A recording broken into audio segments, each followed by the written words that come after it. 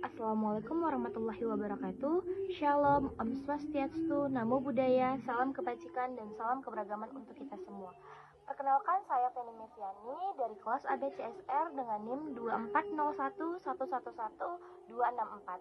Di sini saya akan menceritakan ulang buku yang saya baca, yaitu tentang Ayah Berjuang Sendirian Itu Capek, karya Adelia PD. Saya tertarik dengan buku ini karena tema perjuangan seorang ayah yang berjuang sendirian untuk keluarganya. Dan menurut saya ceritanya sangat dekat dengan kehidupan sehari-hari. Saya akan memulai dari halaman pertama sampai halaman 58. Di bagian awal buku, kita diperkenalkan dengan tokoh utama bernama Brisia. Seorang gadis yang hidup sederhana bersama ayahnya di lingkungan padat sekitar kampung rambutan. Ayah Brisia bekerja keras sebagai penjual ayam potong untuk mencukupi kebutuhan keluarga. Sejak awal diceritakan bagaimana ayahnya harus berjuang sendirian setelah mengalami masa-masa sulit dalam keluarga. Semua beban mulai dari ekonomi sampai mengurus anak ditanggung oleh ayahnya sendiri. Brisia melihat sendiri bagaimana ayahnya lelah tetapi tetap berusaha terlihat kuat. Hal itu membuat Brisia bertekad untuk belajar sungguh-sungguh dan mengejar cita-cita agar suatu hari bisa membalas semua perbuatan ayahnya. Di sisi lain, ia juga harus membagi waktu antara kewajiban belajar dan membantu ayahnya. Ia sering merasa berbeda dengan teman-teman yang hidup lebih berkecukupan dan tidak perlu memikirkan masalah ekonomi keluarga. Dalam halaman-halaman awal sampai sekitar halaman 58, kita juga diperkenalkan dengan kakak Brisia, yaitu Nafaisa.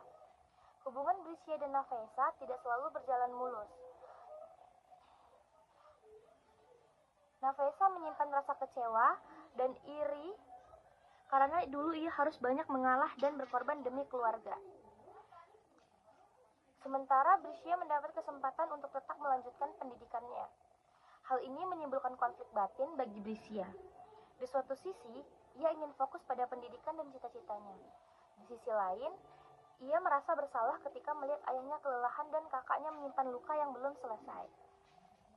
Bagian awal buku ini banyak menggambarkan suasana rumah yang sederhana, perjuangan ayah sebagai tulang punggung keluarga, serta perasaan Brisia yang campur aduk antara rasa syukur, lelah, dan cemas.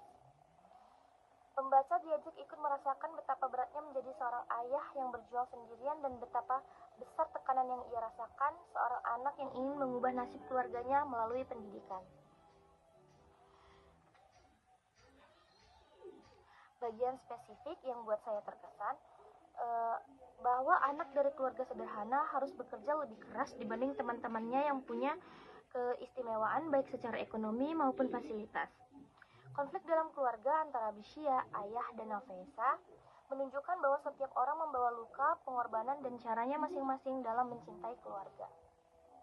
Kesan sementara dari saya, sampai halaman 58, saya merasa buku ini sangat menyentuh dan membuka mata.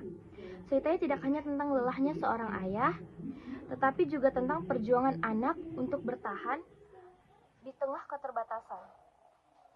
Buku ini mengajarkan saya untuk lebih menghargai perjuangan orang tua, tidak gampang mengeluh, dan tetap berusaha menjadi anak yang bisa membanggakan keluarga.